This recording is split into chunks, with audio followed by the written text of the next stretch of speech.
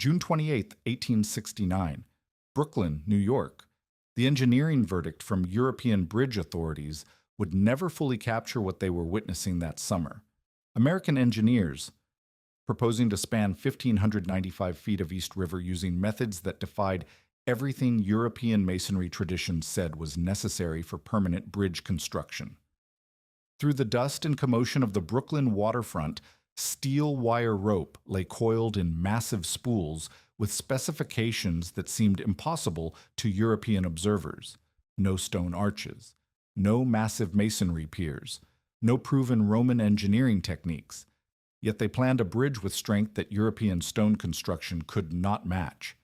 In European bridges, master masons required stone arches spanning at most 150 feet. Each bridge was essentially custom-built, different stones, different mortar, different structural approaches. Most carried weight limits that restricted heavy traffic. The Americans were operating with engineering philosophy the Europeans had never imagined possible. Parallel steel wires, galvanized coating, suspension cable systems, load distribution that reduced material costs from millions to hundreds of thousands of dollars. 3,000 miles from European workshops, the most decisive bridge revolution in engineering history was revealing itself. Not in superior stone cutting, not in premium masonry materials, but in the systematic wire arrangement that connected every American steel strand, in ways European arch traditions never imagined possible. The assignment seemed impossible even to Americans. Span the East River, 1,595 feet of open water, with a suspension bridge carrying railroad trains, horse carriages, and pedestrians. European engineers had been building bridges for centuries using time-tested methods, stone arches, massive piers, proven masonry techniques perfected since Roman times. When John Augustus Roebling proposed using steel wire rope as the main support system, the European trained establishment dismissed it immediately. Jean-Rodolphe Perronnet had built magnificent stone arch bridges across French rivers with 100-foot spans. British engineers like Thomas Telford had mastered cast iron arches spanning 150 feet, but 1,595 feet with wire rope made in America. Absolutely preposterous, declared the British engineering journal The Engineer in 1868. Stone had supported Roman aqueducts for 1,500 years. Wire rope was an industrial curiosity, suitable for mining operations and canal boat towing, not world record bridges. But Roebling had been proving them wrong for 30 years. In 1841, working in Saxonburg, Pennsylvania, he had witnessed a hemp rope failure on the Allegheny Portage Railroad that killed 2 men. Hemp ropes, sometimes 7 inches thick, wore out every few months and cost a fortune to replace. That night, Roebling sketched his solution. Parallel steel wires twisted together, galvanized for weather protection, strong enough to lift canal boats over mountains. The Prussian-trained engineer approached every problem with methodical precision, his notebooks filled with calculations that challenged fundamental assumptions about load distribution and materials science. Where European engineers saw insurmountable obstacles, Roebling identified mathematical relationships that others had missed. Each wire in his rope carried its proportional share of the total load. Stone arches concentrated weight onto massive foundations, but parallel wire systems distributed forces across thousands of individual steel strands. By 1867, his wire rope had built suspension bridges across the Monongahela, the Niagara Gorge, and the Ohio River. Each one carried heavier loads than experts thought possible. The Niagara Bridge bore the weight of entire passenger trains crossing a gorge 825 feet wide and 250 feet deep. European observers who had predicted catastrophic failure found themselves documenting American engineering success. For Brooklyn Bridge, Roebling specified 5,434 parallel galvanized steel wires per cable, arranged in 19 strands of 286 wires each. No twisting like regular rope, just parallel wires bound together, each one supporting its share of the load. Total diameter, 15 3/4 inches. Combined strength of all 4 cables, 54,244 tons. The numbers represented more than engineering specifications. They embodied a fundamental challenge to European authority that had dominated bridge construction since ancient times. Stone arch bridges transferred loads through compression, limited by the crushing strength of masonry materials. Suspension bridges transferred loads through tension, limited only by the breaking strength of steel wire. The physics opened possibilities that stone construction could never achieve. But as surveying began, the full scope of the challenge became clear. The East River wasn't just wide, it was 135 feet deep at the Manhattan side, with shipping traffic that couldn't be interrupted. Foundation work would require pneumatic caissons, an untested technology that trapped workers in compressed air chambers 78 feet underwater. The engineering demanded innovations that pushed beyond established American capabilities. The steel wire alone would cost $400,000, more than most entire bridges. Roebling needed 3,400 tons of galvanized wire with 160,000 psi tensile strength. No mill in America had ever produced that volume of precision steel wire. European suppliers quoted delivery times of 3 years, assuming American specifications were achievable at all. Construction estimates, mounted beyond anything attempted in the Western Hemisphere. The neo-Gothic towers would rise 276 feet above Maine-high water, requiring Pennsylvania bluestone and Maine granite transported by rail and barge. Each anchorage would contain 60,000 tons of stone, held in place by anchor chains extending 100 feet underground. The bridge deck would span 1,364 feet between towers, carrying 6 traffic lanes plus elevated railway tracks. Then came the killing blow, June 28, 1869. While positioning survey stakes at the Fulton ferry dock, an approaching ferryboat crushed Roebling's foot. The injury seemed minor, just crushed toes. But Roebling refused medical treatment, insisting on water therapy instead. He soaked his foot in cold East River water, believing natural remedies superior to conventional medicine. The decision proved fatal. Within 3 weeks, tetanus claimed the man who had revolutionized American bridge building. Washington Roebling, age 32, inherited an impossible project that had just killed his father. The younger Roebling possessed the mathematical training and construction experience to continue the work, having assisted with the Cincinnati-Covington Bridge and mastered his father's wire rope theories. But inheriting the project meant accepting responsibility for proving American engineering could succeed where European tradition predicted failure. The European engineering community offered condolences and predictions. Without John Roebling's genius, his untested wire rope theories would fail. The East River would claim another bridge designer's career. Stone arches remained the only proven method for long-span bridges. American ambition had exceeded American capability. By winter 1869, even American supporters began to doubt the wire rope could work. The project faced technical challenges that no engineer had ever solved. Underwater foundations deeper than any previous construction, steel cables stronger than any previous manufacturing, loads greater than any previous bridge design.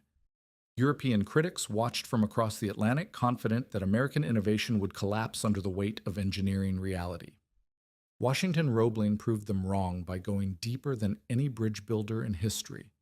The pneumatic caissons, bottomless wooden chambers the size of city blocks, descended through East River mud toward bedrock like inverted diving bells. Workers entered through airlocks, digging with shovels and picks in air pressurized to keep the river out. The technology pushed beyond anything attempted in American construction.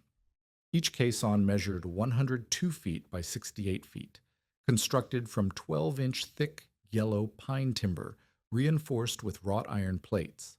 The working chamber stood 9 feet high, sealed at the bottom where workers excavated riverbed materials under artificial atmospheric pressure. Steam-powered air compressors forced pressurized air through leather hoses, maintaining enough pressure to prevent river water from flooding the workspace.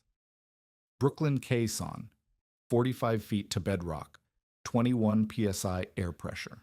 Manhattan caisson, 78 feet to bedrock, 35 psi air pressure. The deeper they went, the higher the pressure required.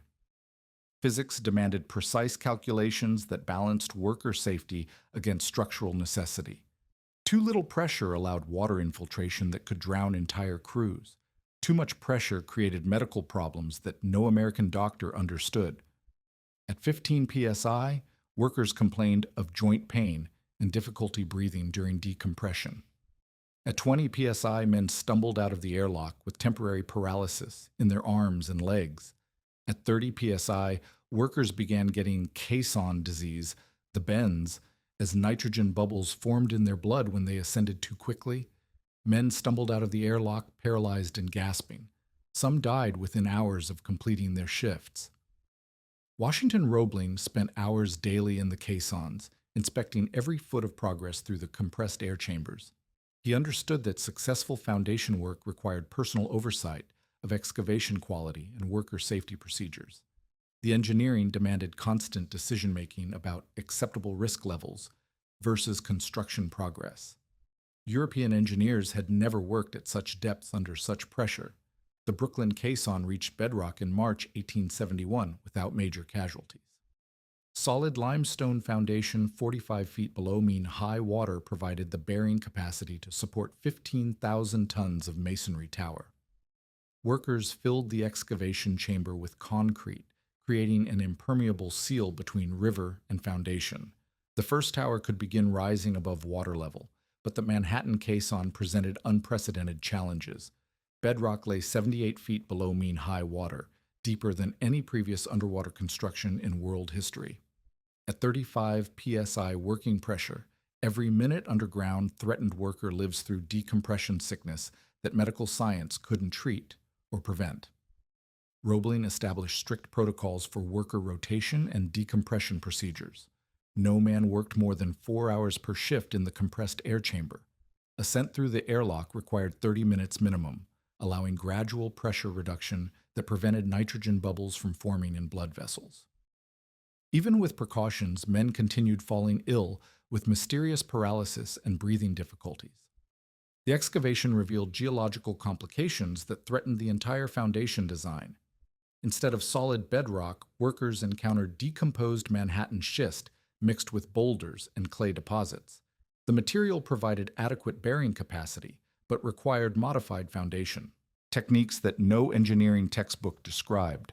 Roebling made real-time decisions about acceptable foundation depth versus worker safety that would determine whether American bridge engineering could succeed.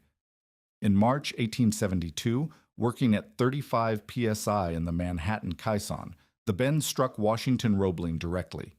After inspecting foundation work for 6 hours in the compressed air chamber, he ascended through the airlock following standard decompression procedures. Within minutes of reaching surface pressure, severe joint pain and difficulty breathing indicated nitrogen embolism in his circulatory system. The paralysis began in his legs and spread through his nervous system over the following weeks. Permanent nerve damage left him unable to walk normally, with periods of blindness and constant pain that made concentration difficult. At age 35, the chief engineer could no longer visit his bridge. American engineering's most ambitious project had crippled the only man qualified to complete it. European critics interpreted Roebling's condition as proof that American engineering had exceeded safe limits. The pneumatic caisson technology represented dangerous experimentation with worker lives and engineering careers. Stone arch bridges required no underwater construction at impossible depths. Traditional masonry techniques protected both workers and engineers from medical disasters that compressed air construction created. But Washington's wife, Emily Warren Roebling, refused to accept defeat. She had observed her husband's work closely enough to understand the mathematical principles behind suspension bridge construction: catenary curves, materials stress calculations, cable construction specifications. The engineering concepts that had seemed impossibly complex when her husband explained them over dinner now represented the only path forward for completing his father's vision. Every morning, Emily carried Washington's detailed instructions to the bridge construction site. Every evening, she reported progress back to their Columbia Heights apartment, where Washington watched construction through field glasses when his vision permitted. She became the bridge between the paralyzed chief engineer and the hundreds of workers who depended on precise technical guidance for every construction decision. The arrangement scandalized New York society and concerned the bridge trustees. No woman had ever functioned as a construction supervisor on a major public works project. Emily's technical knowledge came from informal education rather than engineering school credentials. Could she really understand the mathematical calculations that determined cable strength and foundation stability? By 1876, the neo-Gothic limestone towers rose 276.5 feet above the East River, tallest structures in the Western Hemisphere. Each tower contained 90,000 tons of Maine granite and Pennsylvania bluestone, transported by rail and barge according to specifications that Emily Roebling transmitted from her disabled husband's precise architectural drawings. The towers stood ready for the cables that would prove whether American wire rope technology could span impossible distances. European engineering journals reluctantly acknowledged the successful foundation and tower construction, but predicted that cable installation would reveal the fundamental flaws in Roebling's suspension bridge theories. Wire rope remained an unproven technology for world record spans. December 1876 brought the bidding process that would determine whether American wire manufacturing could produce steel cables capable of supporting world record loads. 9 companies submitted proposals to supply steel wire for the main cables. Washington Roebling, working through Emily's daily communications, recommended his own family company, J. A. Roebling's Sons, with the lowest bid at $89,000 for Bessemer steel wire, meeting exact specifications developed over 30 years of suspension bridge construction. But bridge trustee Abram Hewitt had other connections that promised greater personal profit. Hewitt controlled iron manufacturing interests throughout New Jersey and maintained political relationships that enabled lucrative contract arrangements. The bridge project represented an opportunity for financial gain that transcended engineering considerations.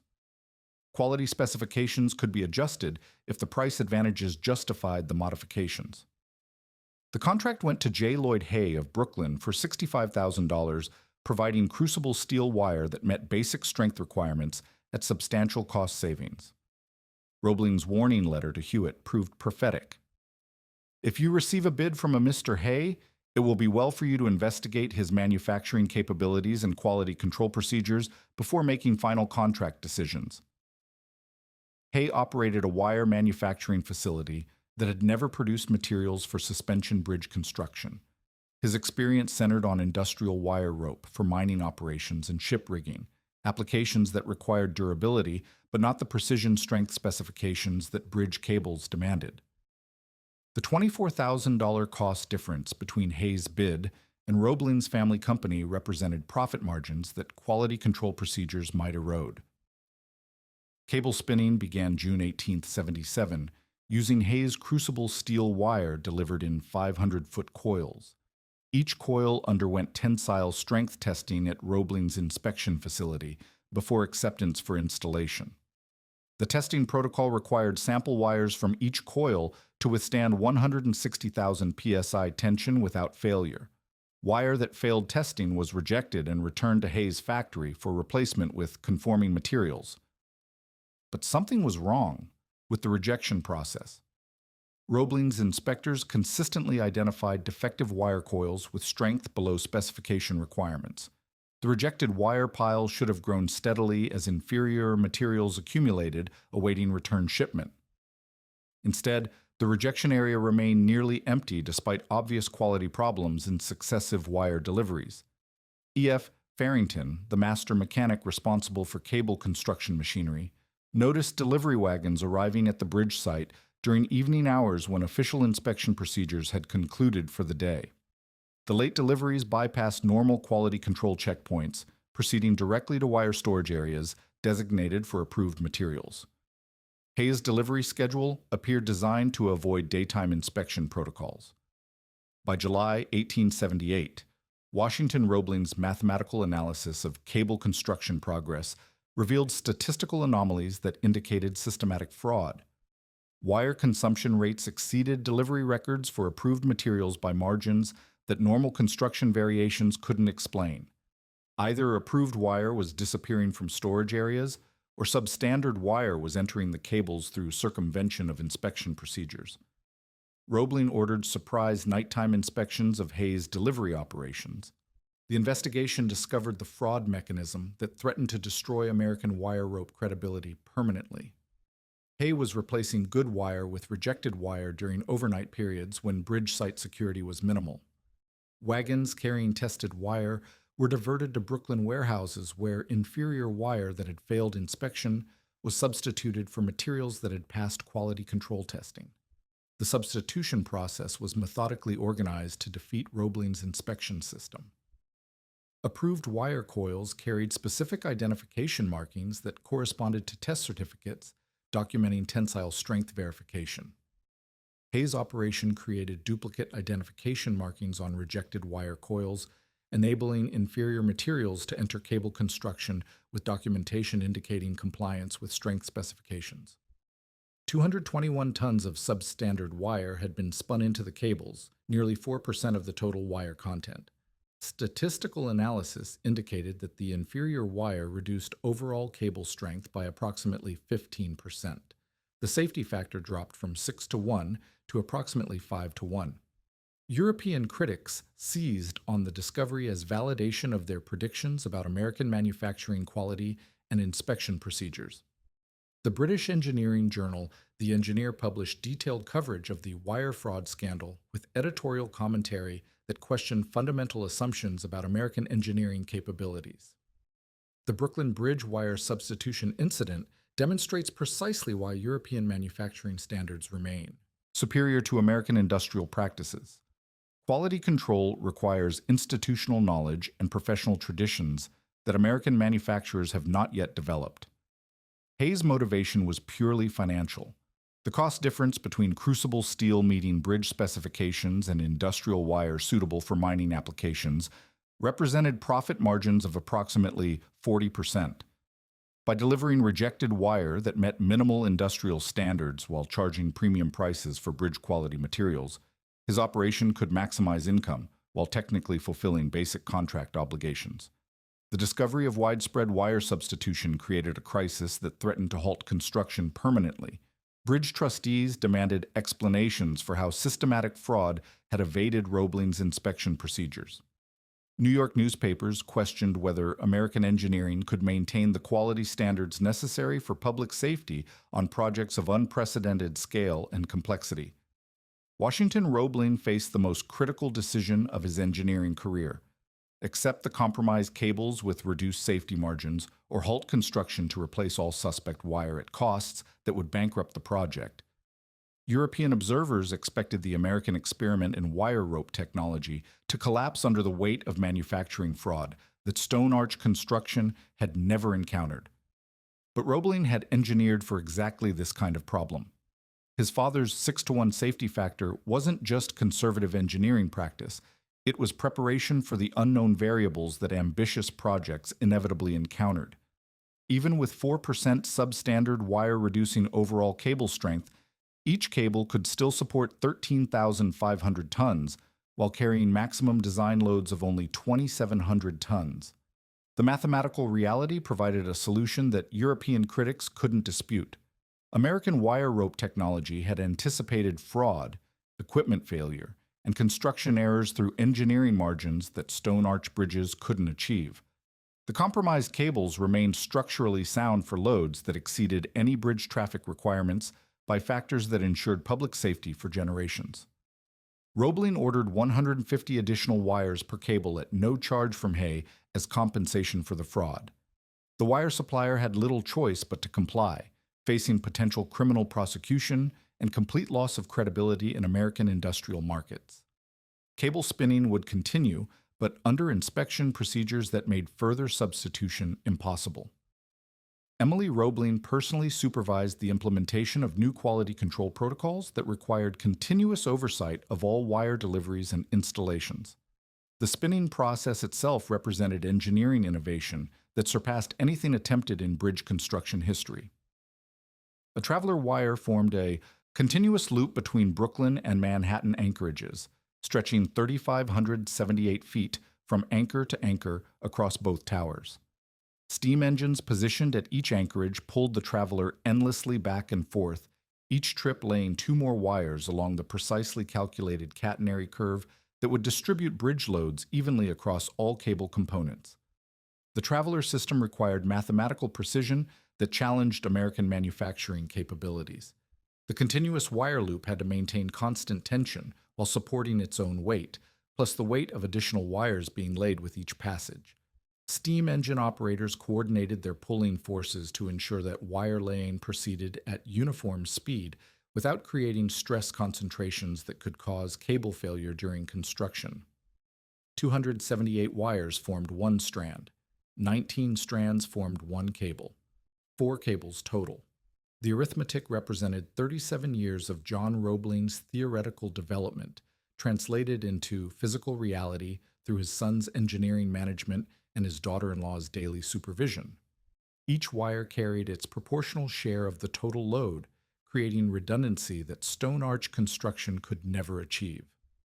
Cable spinning statistics accumulated day by day as the most ambitious construction project in American history took physical form above the East River. May the 29th, 1877 marked the first experimental wire stretched between anchorages, testing the Traveler system under actual construction conditions. By August 1877, all 4 cables were being spun simultaneously, with multiple Traveler systems operating in coordination to maximize construction efficiency. The daily routine required precise coordination between steam engine operators, wire handlers, and inspection teams that Emily Roebling organized according to Washington's detailed written instructions. Each morning brought specific targets for wire laying progress, quality control checkpoints, and equipment maintenance procedures that kept the complex machinery operating reliably through months of continuous use. Weather presented constant challenges that European stone construction had never encountered. Wind loads on the partially completed cables created dynamic stresses that required real-time adjustments to traveler tension and wire laying procedures. Rain made wire handling dangerous and threatened the galvanized coating that protected steel from corrosion. Winter ice formation stopped construction entirely during periods when wire brittleness made installation impossible. But the American innovation proved adaptable to conditions that would have halted traditional bridge construction permanently. The Traveler system could be shut down and restarted without losing progress, unlike stone arch construction that required continuous work to maintain structural integrity during building phases. Wire rope technology provided construction flexibility that enabled progress despite weather interruptions and equipment failures. October 5, 1878 marked the completion of the last wire in all 4 main cables. The achievement represented the successful installation of 14,060 miles of galvanized steel wire arranged in precise parallel configuration, according to mathematical principles that European engineers had declared impossible to implement. Each finished cable measured exactly 15 3/4 inches in diameter, compressed and wrapped with protective galvanized wire sheathing. The compression process required specialized equipment that Farrington designed specifically for Brooklyn Bridge cable construction. Hydraulic jacks squeezed each completed cable from 15 7/8 inches, rough diameter, to 15 3/4 inches finished diameter, eliminating air spaces between individual wires and creating the uniform cylindrical shape necessary for proper load distribution. The compressed cables were then wrapped with additional galvanized wire in a tight spiral pattern that protected the main wires from weather exposure. Load testing began immediately after cable completion, using procedures that would determine whether American wire rope could actually support the design loads that Roebling's calculations predicted. Each cable underwent systematic loading with precisely measured weights that simulated maximum bridge traffic conditions. The tests revealed that the 4 cables combined could theoretically lift the 60,000-ton stone anchorages from their foundations. Mathematical verification confirmed that the completed cables exceeded design requirements despite the wire fraud that had compromised 4% of their total strength. Each cable demonstrated the capacity to support loads far beyond anything that bridge traffic would ever impose. The safety margins that John Roebling had specified 30 years earlier proved adequate to overcome the manufacturing fraud and construction errors that ambitious projects inevitably encountered. European engineering journals faced the uncomfortable reality that American wire rope technology had succeeded where their predictions had called for failure. The cables stretched across the East River represented physical proof that parallel wire systems could span distances that stone arch construction could never achieve.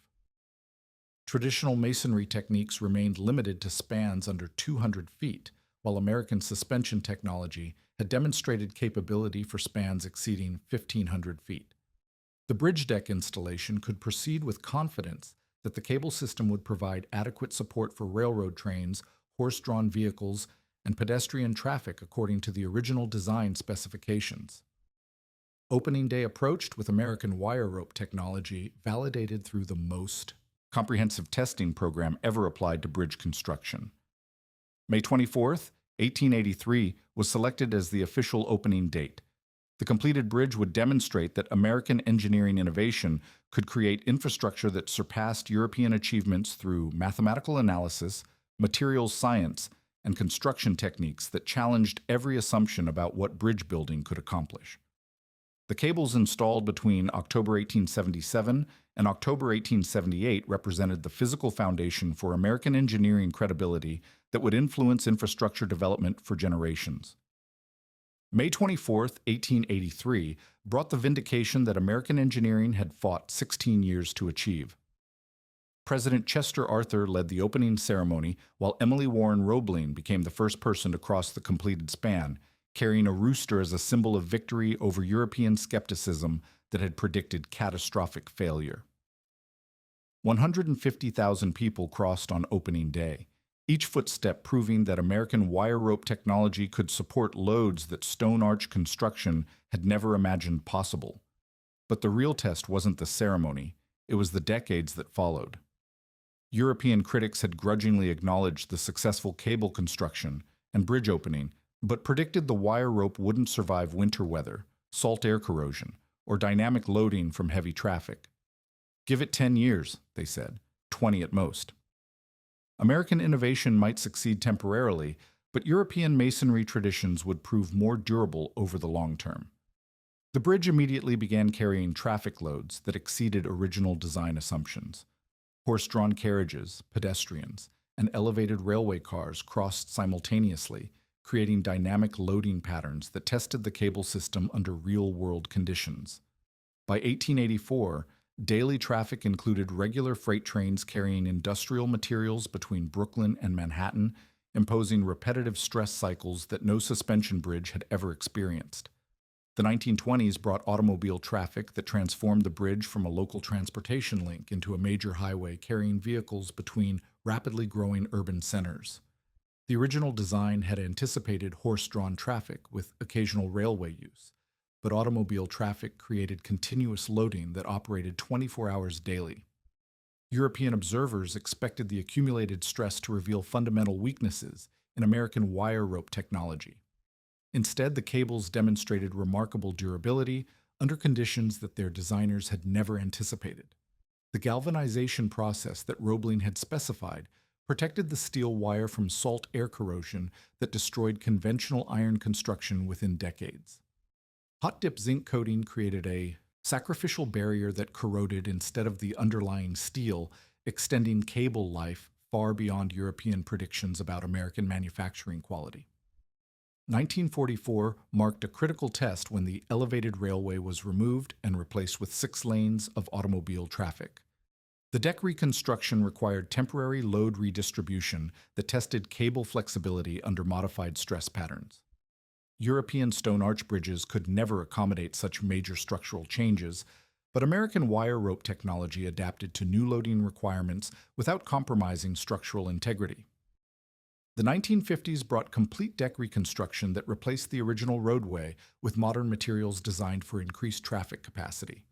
The main cables remained unchanged throughout the reconstruction process, supporting temporary loads during construction that exceeded original design specifications.